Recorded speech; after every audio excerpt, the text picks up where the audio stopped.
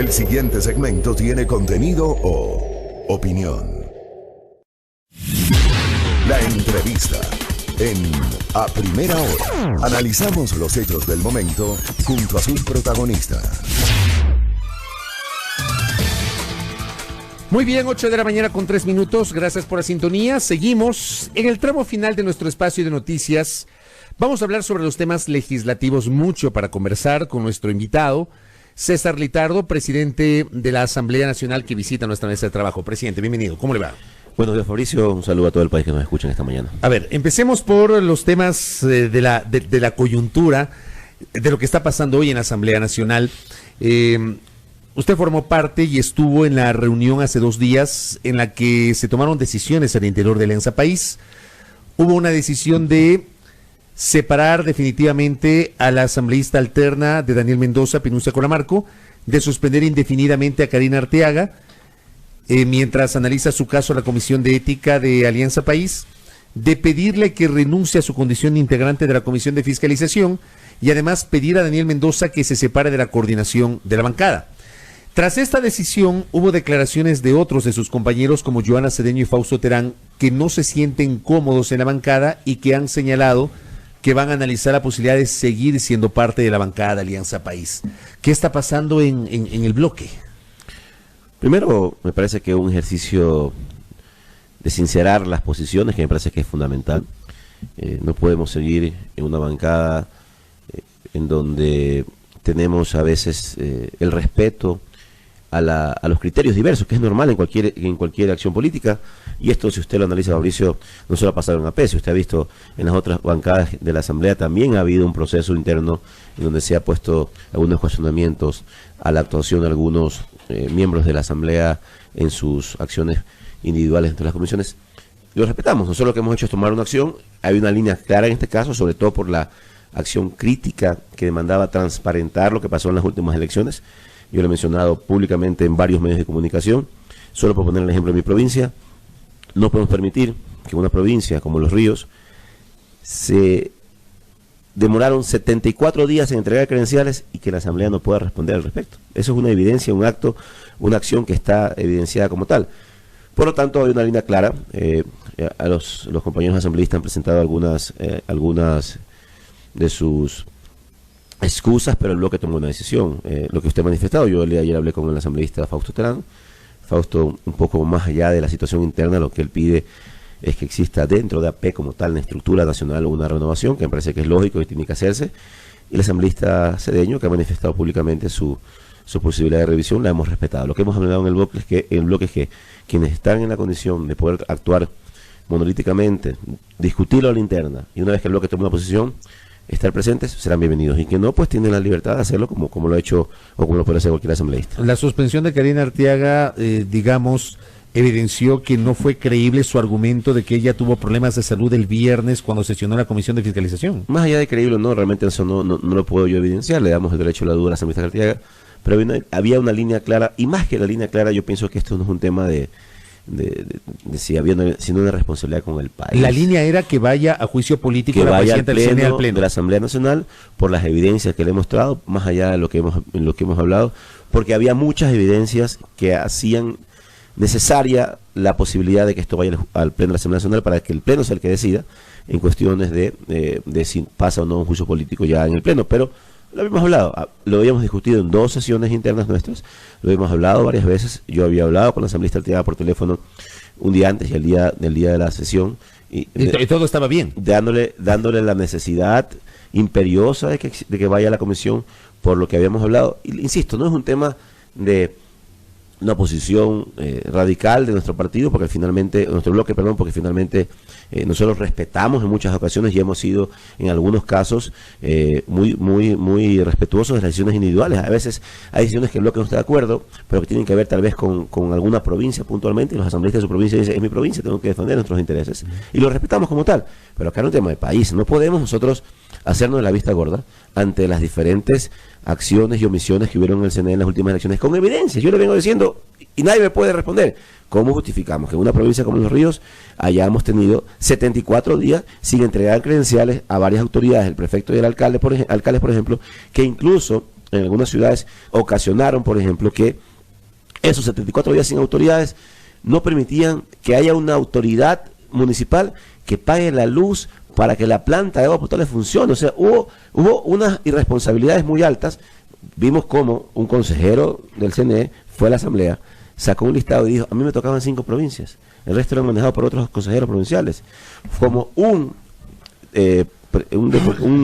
detenido, una persona que está privada de libertad, va a hace una videoconferencia y declara que le dio su carpeta a una consejera para que ésta le entregue a la presidenta del CNE, y esas evidencias no pudieron tener la posibilidad de ser transparentadas. Pero no había una responsabilidad de todos los consejeros, no solamente de la presidenta. No, yo insisto, el juicio tiene que haber sido puesto para todos. Me parece que ese fue uno de los errores iniciales. Es el cuerpo colegiado, sí, ¿no? pero finalmente quien nomina, quien tiene la capacidad de nominar y de firmar los contratos con los diferentes funcionarios o las responsabilidades contractuales que se hacen, la parte administrativa, de quien contrata los sistemas informáticos, quien contrata los sistemas de transparencia, es la presidenta. Más allá de eso, yo pienso que sí, que se debió haber hecho un ejercicio de que todos los miembros del CNE hubieran sido enjuiciados y que cada uno hubiera presentado sus pruebas de descargo para tener o no responsabilidades en los actos que se dieron. Pero no había forma de que esto no pase al Pleno. Hay un riesgo, con esto que usted nos está señalando, presidente Litardo, hay un riesgo de que se desgrane la bancada de país. No creo realmente. Hemos conversado con varios de los asambleístas de nuestra bancada de ayer. Me parece que más bien esto nos ha permitido consolidarnos, ha permitido transparentar y sincerar las posiciones internas.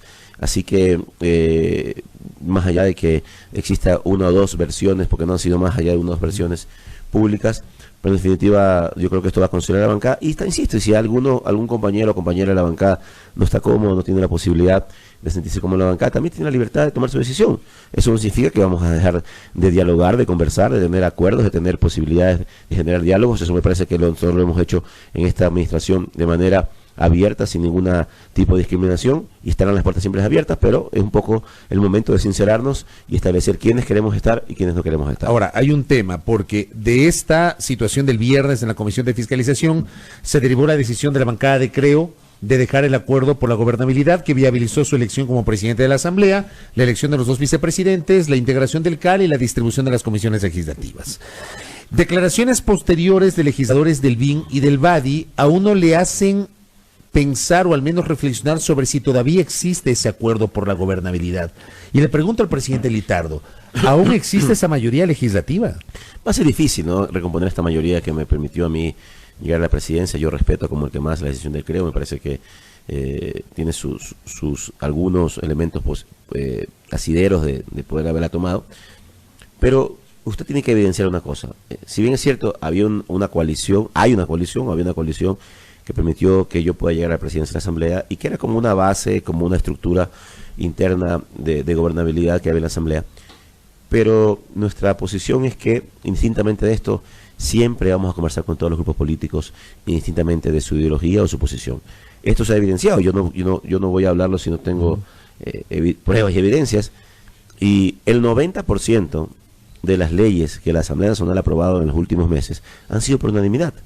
Es decir que, si bien es cierto, Creo tomar su decisión, no ha cerrado las puertas al diálogo, vamos a seguir conversando, pero creo que lo importante aquí es que cada tema que pongamos al debate tiene que ser un tema de interés nacional en el cual nos sentemos todos en una mesa y definamos nuestras posiciones, nuestros criterios y podamos aprobarlo. Pero entonces está claro que hoy ya no existe una mayoría legislativa. En teoría no existiría, pero eso es un poco un gran reto que nos deja a nosotros para poder procesar de manera mucho más eficiente, abrir el diálogo de una manera mucho más amplia, como siempre lo hemos hecho, y poder generar los acuerdos que necesita la Asamblea para aprobar leyes importantes. Ahora, por ejemplo, empezamos el debate de la ley de pesca, una ley importantísima para el país, que a veces no magnificamos la relevancia y la importancia. El sector de la pesca es el segundo rubro más importante de exportaciones no petroleras luego del banano, y tenemos, recuérdese, una alerta naranja con la Unión Europea que nos obliga a aprobar una ley de pesca, actualizar una ley de pesca que permita garantizar que el acuerdo con la Unión Europea siga vigente. Eso me parece que no existe, no debe existir un solo asambleísta en la Asamblea que esté en contra de que el Ecuador tenga una vigencia comercial en temas de pesca con Europa. Así que mientras tengamos una agenda que vaya encaminado al desarrollo del país, a temas de productividad, de seguridad ciudadana, etcétera, no creo que existan complicaciones y más bien lo que haremos es buscar los acuerdos y los consensos para que el país salga adelante. Bueno, ahí me está hablando de la ley de pesca, cuyo segundo debate inició el martes, pero por ejemplo hoy está en la agenda el informe de segundo debate del proyecto de reformas a la Ley Orgánica de la Función Legislativa, que es una necesidad imperiosa que ha tardado no sé cuántos años y que lamentablemente no se ha logrado aprobar. Tienen una serie de vacíos que ustedes mismos los han experimentado a la hora de tomar decisiones internas de la Asamblea.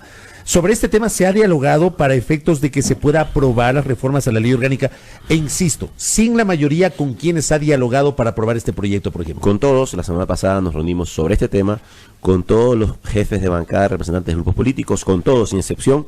Ya hemos pasado una matriz de lo que dice el informe de la comisión. Hemos también solicitado que nos envíen sus requerimientos. Esta va a ser una ley que se va a aprobar y téngalo por seguro que en su mayoría por unanimidad. ¿Por qué? Porque es una necesidad imperiosa para ¿Será que la aprueban hoy mismo o no? No, esto va a demorar varios debates. Ya. Seguramente hoy va a haber muchos pedidos de palabra. Me parece que es un poco, tanto como hicimos con el Código de la Democracia, con el COIT, 2-3 sesiones van a ser necesarias para procesar los diferentes criterios de los asambleístas y luego también procesar un poco a la interna ya el texto final.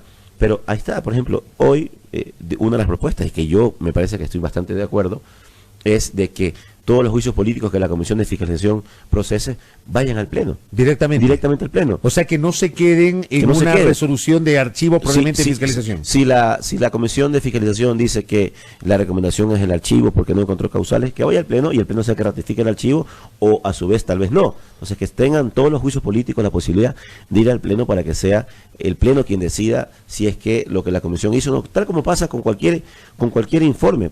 Cuando se aprueba una ley, en segundo debate va con un informe a la Comisión. Este informe, por la ley mismo, es no vinculante, es decir, que en el Pleno puede haber modificaciones y tomar decisiones diferentes, pero la Comisión un poco lo que hace es asesorar al Pleno en función de lo que ha encontrado o no ha encontrado en el proceso de fiscalización. Entonces me parece que eso es uno de los elementos fundamentales en los cuales no creo que exista un solo asambleísta que esté en desacuerdo. Pero ¿no será que se van a llenar de juicios políticos en el Pleno, señor presidente? Bueno, entonces ¿qué hacemos? ¿Fiscalizamos o no fiscalizamos? Hay un poco, tenemos que matizar. Matizarlo, realmente sí. A veces dicen, ¿por qué no se fiscaliza? Y si se quiere fiscalizar, ¿por qué se fiscaliza mucho? Me parece que es un tema de transparencia en donde nosotros tenemos la responsabilidad de hacerlo y me parece que previo a que el juicio político llegue al Pleno se cumplen varios requisitos, firmas, causales, una autorización del CAL, una autorización de la Comisión, es decir que no es una acción directa de que un juicio político lleva al Pleno porque tiene que ir, tiene varios pasos preliminares, pero en definitiva me parece que es un ejercicio de transparencia y que permitirá tener la posibilidad de que en el Pleno se puedan dilucidar todos los juicios políticos. Y esto no solamente para nosotros, esto tendrá una vigencia futura. Porque, por supuesto. Porque esto no podemos legislar de manera coyuntural. Es una situación que tiene que manejarse de manera independiente pensando en el futuro. Ahí permítame preguntarle, ya que hablamos de juicios políticos, ¿cuándo van a conocer en el CAL el pedido de juicio político contra la ministra de Gobierno? La próxima semana hay que procesarlo. Lo que nosotros más o menos tenemos como una práctica ya en el CAL es que se evacúa un juicio político e inmediatamente calificamos otro. La Comisión de Fiscalización tiene siempre también la posibilidad de tener un espacio para trabajar sin problema, ya que la ley mismo establece de que los juicios políticos tienen sus plazos establecidos en la misma ley, así que lo que hacemos es que cada vez que hay un juicio político se evacúa el que está vigente en la comisión. Una vez que se termina el trámite procedemos con el siguiente. ¿Qué va a pasar con el Código Orgánico de la Salud? Y le hago esta pregunta porque sobre este tema estamos desde octubre esperando la convocatoria para la votación del Código Orgánico de la Salud. La semana anterior usted había anticipado que esta semana se daría, esta semana finalmente no se dio, casi a semana seguida hay la expectativa y no hay la convocatoria a votación. ¿Lo de Creo pudo haber alterado la previsión inicial de esta semana o no tiene nada que ver? Sí, tiene que ver. La verdad, nosotros hubiéramos querido votar este día martes, era un poco la previsión. Teníamos 2 votaciones importantes que hacer el día martes, el Código de la Salud, una de ellas, y la situación con Creo, sí, no más allá de que complicó, creo que un poco nos replanteó tal vez la jornada legislativa de esta semana, pero de lo que entiendo y de lo que hemos conversado, habría ya algunos acuerdos.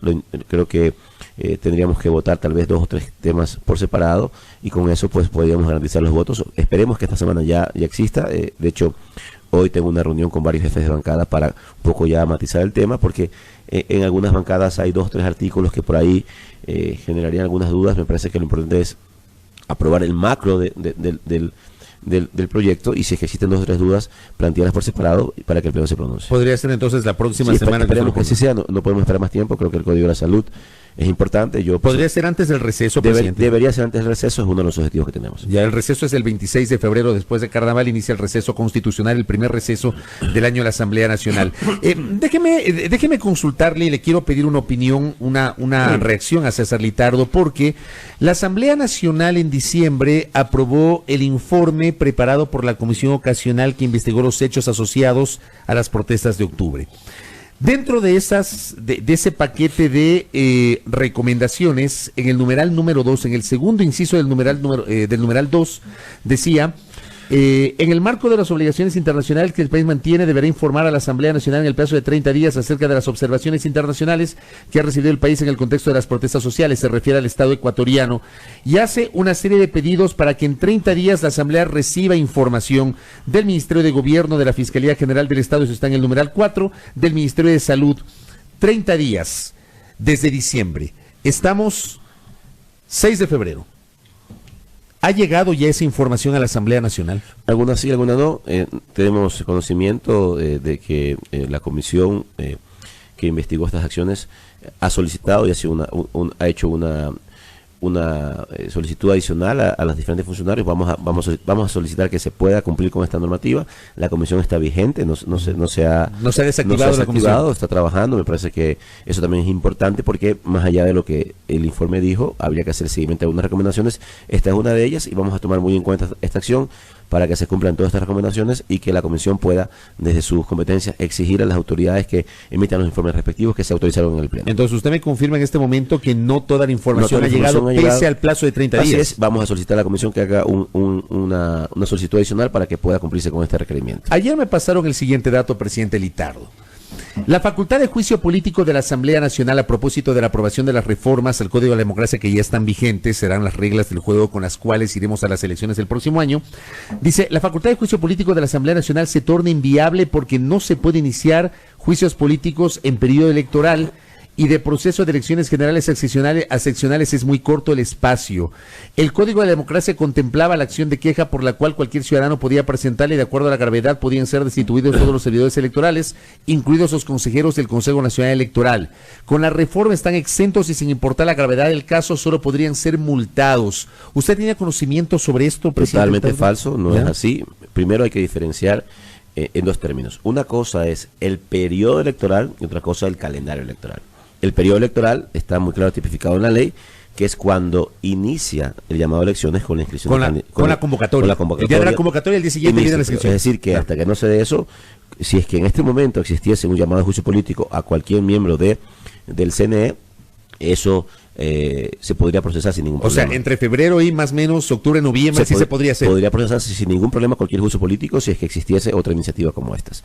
Ahora, el tema de la sanción que tiene la Asamblea contra un consejero del Consejo Nacional Electoral no es un tema legal, es un tema que está en la Constitución, es un tema constitucional. La Constitución claramente establece cuáles son los diferentes funcionarios que pueden ser enjuiciados políticamente dentro de un proceso de fiscalización, y el CNE es uno de ellos, así que no puede haber ninguna ley que transgreda esa acción constitucional. Por lo tanto, hasta que no se declare periodo electoral, como usted dice, octubre más, octubre menos, la Asamblea podría en cualquier momento, si hay una iniciativa, iniciar una acción de juicio político contra un consejero del CNE. Correcto, me queda claro. En varias ocasiones, presidente, y lo mencioné ayer también, el 14 de mayo, de hecho, la sesión del 14 de mayo no ha sido cerrada, y no ha sido cerrada porque lo eligieron a usted como presidente, eligieron a César Solórzano, primer vicepresidente, a Patricio Donoso, segundo vicepresidente, e integraron el CAL. Pero no eligieron secretario y prosecretario, y la Asamblea ha venido trabajando con prosecretarios generales temporales. ¿Qué ha pasado? ¿Por qué no se elige secretario titular y prosecretario titular, presidente? Bueno, igual, que quede claro, el secretario temporal es una acción legal. Sí, de acuerdo. Está en la ley, no, a veces se cuestiona, está en la ley. Y hoy yo le decía a usted hace unos minutos atrás que esta semana se complicaron 2 votaciones. Una fue el COS y la otra la posibilidad de este martes haber elegido ya al secretario de manera definitiva, que esperemos que se pueda ser elegido la próxima semana. Ya hemos conversado con los grupos políticos, ya hay una predisposición a hacerlo. Me parece que es un tema que nos necesitamos para tener una secretaría ya consolidada también desde el tema no temporal sino definitivo, así que también eso se expresará la próxima semana. ¿Podría ser alguien, digamos, de la propia función legislativa, dentro de los profesionales que hay a la interna? No tengo por qué ocultarlo, realmente me parece que es un tema transparente. La primera opción que tenemos es que el secretario temporal actual, el doctor Javier Rubio, sea ratificado como secretario definitivo, y es un poco lo que hemos procesado con todas las bancadas, y en teoría todos estarían de acuerdo en que se hace el proceso así. Y en el caso, por ejemplo, del prosecretario, ¿tienen todavía algún nombre? Sí, ahí estamos analizando varios nombres, en definitiva. Pero en principio me parece que lo más importante es definir ya el secretario, que propondríamos al doctor Javier Rubio para que se ratifique como secretario definitivo en la Asamblea Nacional. ¿Cuál es la situación del asambleísta Jofre Poma, presidente Litardo, que él ha sido pues materia de un procesamiento judicial, ha sido sentenciado, pero la sentencia todavía no está ejecutoriada? ¿Cuál es la situación de Poma en este momento a nivel legislativo? Bueno, el asambleísta Poma entiendo que tiene un proceso judicial, como usted lo menciona, en trámite. Él está privado de libertad, mientras tanto, hasta que no haya una sentencia ejecutoriada que culmine su última etapa dentro de lo que la justicia ecuatoriana establece, nosotros lo que hemos hecho para garantizar la estabilidad o el proceso legislativo y el proceso fiscalizador, principalizar a su alterna, y hasta que no se resuelva, la Asamblea no puede resolverla. Ahí específicamente en la Ley Orgánica de Función Legislativa, una causal para la institución asambleísta cuando hay sentencia ejecutoriada y cumple su última etapa, hay un proceso de destitución. Mientras no exista, no podemos tomar ninguna determinación, más bien solamente esperar que se cumpla este proceso y que finalmente la justicia sea que decida cuál es la acción contra la asamblea. Él sigue siendo legislador en este momento. Sigue siendo legislador. Porque la sentencia no está ejecutoriada. Es decir, si mañana la justicia determina que el señor Poma ha sido inocente, él volverá a su curul sin ningún problema. O, por ejemplo, que le acepten la suspensión condicional de la pena que él ha solicitado. Sí, también podría volver a su curul sin ningún problema hasta que no exista la última instancia en el proceso judicial, donde la ley sí es clara. Cuando haya una sentencia ejecutoriada en firme, hay un proceso de destitución que realizarse. Que no es el mismo caso de Gabriela Rivadeneira, Soledad Buendía y Carlos Viteri, que no tienen procesamientos judiciales, no tienen sentencia penal condenatoria ejecutoriada, pero cuya ausencia, digamos, la causal de abandono del cargo no está prevista en la ley orgánica. No existe la causal de abandono del cargo. Nosotros hemos actuado con mucha coherencia respetando la ley. Los asambleístas que están en este momento asilados o con algún tipo de acción internacional en México no han perdido su curul. Podríamos decir que siguen siendo asambleístas. Ellos han tenido su decisión personal, individual, tendrán sus razones. Pero en el mismo caso lo que hemos hecho son dos cosas. La ley establece en el país que quien no trabaja no puede cobrar un sueldo, claro, es lógico, y que hemos garantizado de que esas curules que están en este momento en acefalía sean cubiertas por sus alternos para garantizar que no se pueda mermar el trabajo legislativo ni fiscalizador. Pero los alternos están, digamos, recibiendo una remuneración como principales. Como principales a un 100%, eso es una resolución del CAL amparado en un caso similar que pasó en el pasado en un dictamen de la Contraloría y de la Procuraduría. Tiene un asidero en los dos temas, así que ellos tienen primero la posibilidad de comprar el sueldo al 100%, y segundo, también el CAL resolvió que para garantizar su trabajo legislativo también sus equipos sean renovados y que sean ellos quienes puedan delegar sus equipos de confianza para su trabajo legislativo. Presidente, sobre la asambleísta Poma me pasan el dato de que la situación de Poma se ha complicado porque desde la judicatura le han indicado que no hay, digamos, agendamiento de citas para que pueda convocarse a la audiencia y resolver su tema. Digamos, ¿preocupa esto? Bueno, yo respeto como el que más la independencia de funciones. Sí, es un tema que también ayer yo conocí. Habría que solicitar a la judicatura que tenga un poco de ser ecuánime en sus decisiones en torno a que todos tenemos el derecho, indistintamente de quien sea, de procesar sus acciones judiciales. Ayer varios asambleístas me plantearon esta opción. Realmente yo no puedo intervenir en la justicia, no puedo interferir en la justicia, pero sí me parece que podríamos hacer un llamado para que se pueda hacer un tratamiento igualitario a todos, y que en el caso que asista al derecho a la asambleísta Poma de poder pedir esta acción judicial que está solicitando, se la conceda, y si no, pero me parece que debe procesarse dentro de la justicia lo antes posible. Presidente Litardo, ¿le preocupa el tema de los diezmos y las denuncias sobre supuestas irregularidades en ese sentido de colegas suyos en la asamblea? Siempre vamos a estar preocupados por esta acción. Cuando nosotros asumimos la presidencia de la Asamblea, hicimos un planteamiento muy claro: no más diezmos en la Asamblea como tal.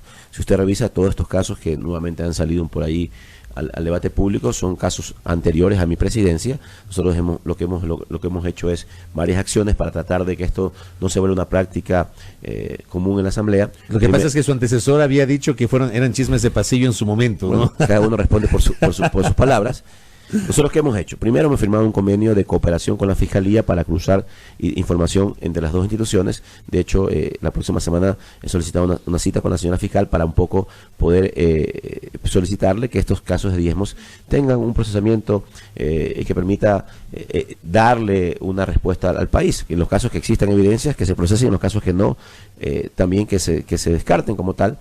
Hemos creado en la Asamblea Nacional una oficina antisobornos, es decir, todos los funcionarios de la Asamblea Nacional saben que existe una oficina que, en el caso de que alguien intente incurrir en una acción ilegal como esta, puede ir a denunciarlos. Va a haber el asesoramiento legal dentro de la Asamblea como tal, la garantía de que no va a perder su cargo y todo el acompañamiento en estas denuncias. Esto va a permitir transparentar los temas y, insisto, los temas ya que se han debatido.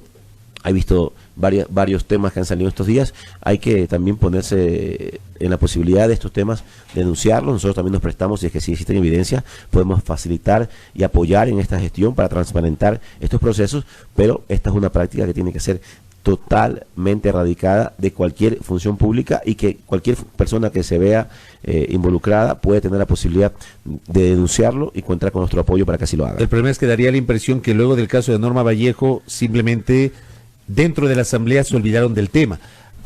Se supone una indagación previa en la Fiscalía cuyos avances no los conocemos, pero después de Norma Vallejo nunca más se volvió a hablar del tema a nivel, digamos, formal en la Asamblea. Sí, me parece que usted tiene razón en lo que está manifestando, pero hay sus procedimientos. Hay también la posibilidad de que cualquier asambleísta pueda iniciar una acción en la Asamblea interna. Eso hay que cumplir algunos requisitos, nadie se puede apartar de eso, pero también me parece que hay que darle a esto una consolidación jurídica cuando la Fiscalía y la Justicia actúen, y eso es lo que un poco también estamos pidiendo, de que haya un poco más de celeridad para que los casos se puedan esclarecer y que quede en la ciudadanía la idea de que esto no ha quedado en la impunidad, sino que más bien se ha procesado. Insisto, en los casos que existan evidencias se procesen, y en los que no se cierren, pero me parece que es importante que ya existan resultados al respecto. Correcto. Y cierro esta entrevista con lo último, en honor a su tiempo y al nuestro también, porque se nos termina justamente.